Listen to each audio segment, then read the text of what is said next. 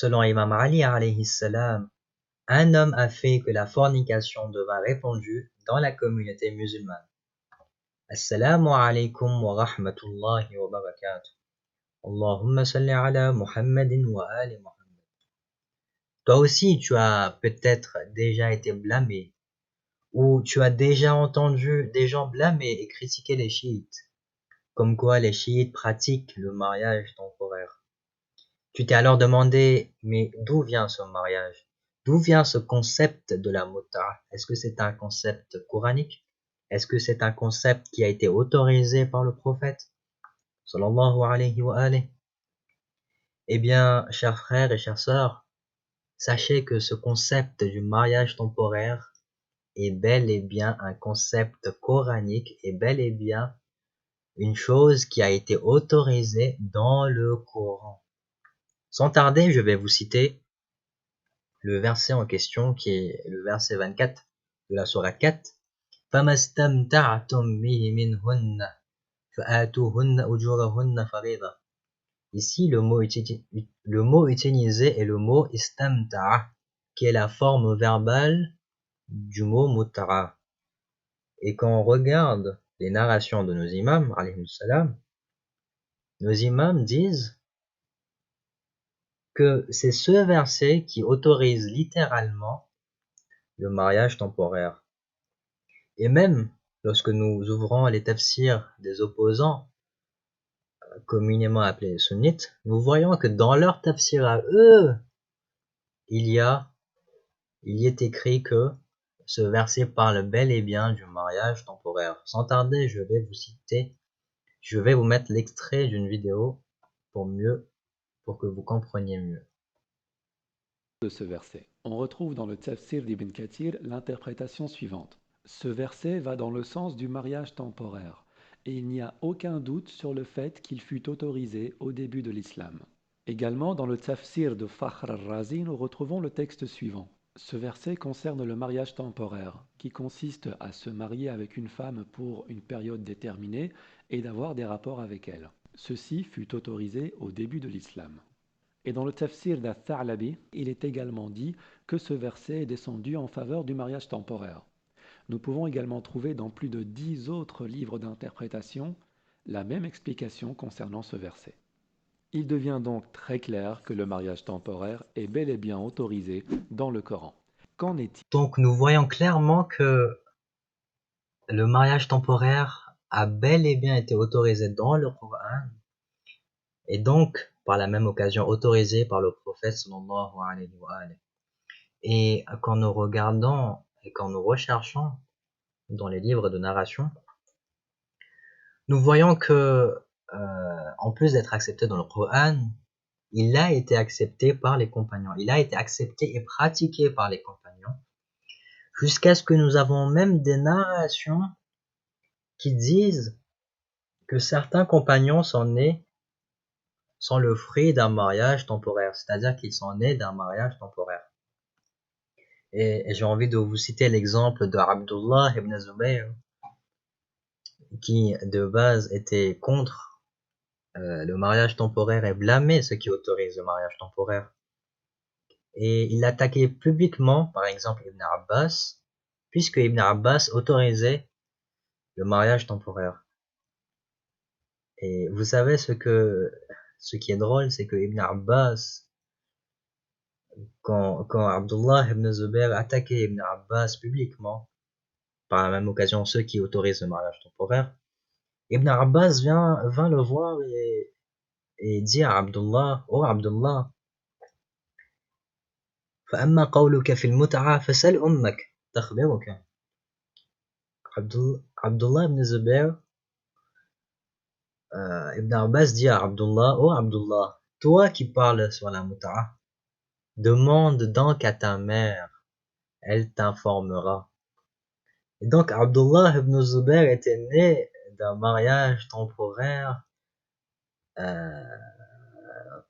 mais puisqu'il ne savait pas, il était en train de critiquer le mariage temporaire, alors que lui-même était le fruit d'un mariage temporaire. Et cette narration, je l'ai lu dans Muruj al-Dhahab, qui est l'un des livres reconnus par les sunnites. Donc, en recherchant et en regardant les livres de narration, d'ailleurs, je vous invite à visionner la vidéo entière, la vidéo que je vous ai mis précédemment, car les narrations y sont citées. Nous voyons clairement que c'est Omar ibn al-Khattab qui a interdit et qui a été le premier à interdire le mariage temporaire. Et donc là, les questions ont commencé à être posées. Mais par quel droit Omar a interdit le mariage temporaire? Par quelle légitimité Omar a interdit une chose que Allah lui-même a autorisée dans le Coran? Et c'est alors que sont venus tous les mensonges, toutes les fabrications. Et ils ont essayé de faire croire que ce mariage a été interdit par le prophète lui-même, Dieu son vivant.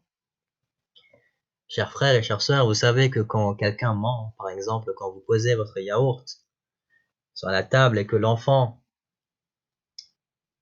qui traînait dans les parages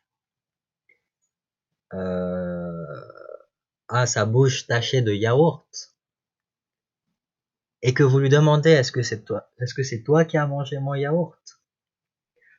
Est-ce que tu n'aurais pas vu mon yaourt? Et que cet enfant vous répond aucune idée de qui il a mangé. Là, vous pouvez commencer à remettre en question son témoignage parce que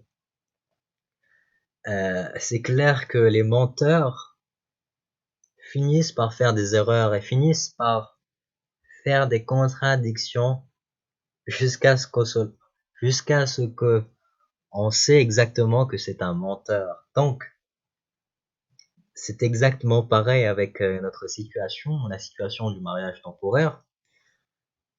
Quand les gens et quand les savants, pour blanchir Omar ibn al-Khattab, on dit que c'est le prophète sallallahu alayhi wa alayhi lui-même qui l'a interdit, ils finissent par faire des contradictions, ils finissent par faire des erreurs, même s'ils devaient inventer des narrations. Et il y a tellement de divergences sur le moment de l'interdiction. Parce que c'est facile de dire que ouais, c'est le prophète sallallahu alayhi wa alayhi qui a interdit le mariage temporaire. Mais quand est-ce qu'il l'a fait? Et donc, Cheikh Al-Amini, dans son livre Al-Ghadir, cite plus de 15 divergences et fait comprendre qu'il y a en réalité plus que cela. Parmi les divergences qu'il y a des avis qui disent que la règle était souple au début puis interdite par le prophète à Khaybar. Le mariage temporaire était autorisé qu'en cas de besoin et interdit lors du pèlerinage d'adieu. Il a été autorisé puis interdit à Tabouk. Il a été autorisé puis interdit le jour du Fath. Il n'a jamais été autorisé, c'est de la fornication. Il y a même des avis qui disent qu'il a été autorisé puis abrogé, autorisé puis abrogé, autorisé puis abrogé encore une fois. Il y a des avis qui disent qu'il a été autorisé 7 fois et abrogé 7 fois, etc., etc., etc. Donc la question que je les pose, c'est que pourquoi tant de contradictions, pourquoi tant de divergences? Si l'interdiction du mariage temporaire a été faite par le prophète sallallahu alayhi wa alayhi lui-même. D'ailleurs, j'ai envie de vous citer l'avis de Muslim, dans Sahih Muslim, qui est l'un des livres respectés chez les opposants. Qu'est-ce qu'il dit? It was permitted then abrogated, then permitted then abrogated. Qu'il a été autorisé puis abrogé, puis autorisé puis abrogé. Et puis c'est resté interdit et restera interdit jusqu'au jour du jugement. Donc finalement, pourquoi tant de divergences sur cette question? Donc, avec ces divergences, on commence à douter de ces avis et de ces témoignages et de ces narrations. Et de toute façon, quoi qu'il en soit, même si nous avons des narrations qui disent qu'il a été interdit, puisque le Coran l'a autorisé, et puisqu'il n'y a pas de verset abrogeant cette règle coranique et cette autorisation coranique, alors les versets du Coran priment sur les hadiths et nous acceptons le Coran et nous rejetons tout ce qui va à l'encontre et à l'encontre du Coran.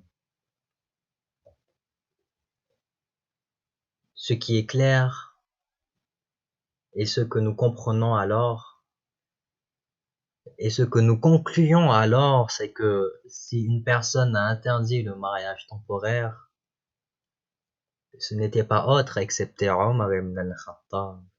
Imam Ali alayhi salam dit, si Omar n'aurait pas interdit la muta'a, n'aurait forniqué que le misérable.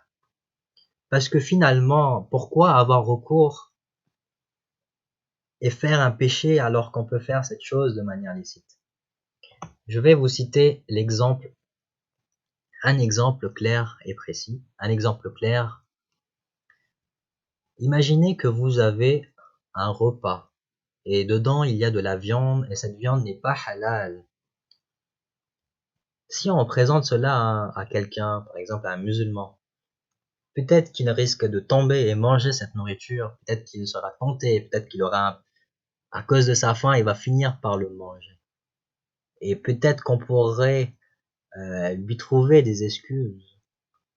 Mais imaginez que cette même personne, on lui présente deux plats. D'un côté, on lui dit que c'est halal, et de l'autre côté, on lui dit que ce n'est pas halal. Et on lui dit de choisir un seul parmi les deux. Et les deux plats, les deux repas sont aussi bons. Sont bons et peuvent rassasier la personne. Là, si le musulman choisit le repas non halal et laisse le repas halal alors qu'il pouvait avoir recours au licite, là on va dire que cette personne est vraiment misérable, il a perdu la dunya et la akhira. Il a vraiment été bête. Donc c'est pareil pour le mariage temporaire. À cause de l'interdiction de Omar, puisqu'il l'a interdit et puisque cette pratique n'est pas forcément tolérée partout et n'est plus pratiquée, alors les gens, et c'est pas facile aussi de se marier. Donc les gens, les musulmans, ont recours de plus en plus au péché. Il y a des couples de musulmans qui se forment, qui se tiennent la main, qui s'embrassent. Tout cela dans l'illégalité religieuse. Tout cela sans chercher la bénédiction d'Allah Azza wa Jal. En résumé, ce mariage a été autorisé dans le Coran, dans la Sunna et a été pratiqué par les compagnons. Il est acceptable du point de vue humain comme vu dans les vidéos précédentes. Il fut délaissé et blâmé après l'interdiction de Omar. Mais le contexte a changé. Je tiens à le souligner. On ne peut plus pratiquer ce mariage tout comme les compagnons du prophète sallallahu alayhi wa alayhi le pratiquaient auparavant, puisque le regard de la société a changé concernant ce mariage. Et le saviez-vous que dans certaines situations, nos imams alayhimus salam nous ont même interdit de pratiquer le mariage temporaire.